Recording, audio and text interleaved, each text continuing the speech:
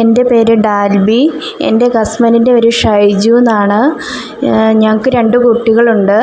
മൂത്ത കുട്ടിക്ക് 4 വയസ്സും ഇളയ കുട്ടിക്ക് 1 വയസ്സുമാണ്. ഞങ്ങളിപ്പോൾ മിഷൻ ഹോസ്പിറ്റലിലാണ് ഉള്ളത്. കട്ടപ്പന മിഷൻ ഹോസ്പിറ്റലിലാണ് ഉള്ളത്. എൻ്റെ ഹസ്ബൻഡ് പെയിൻറ്റിങ്ങിന് പോകുന്ന ഒരാളായിരുന്നു.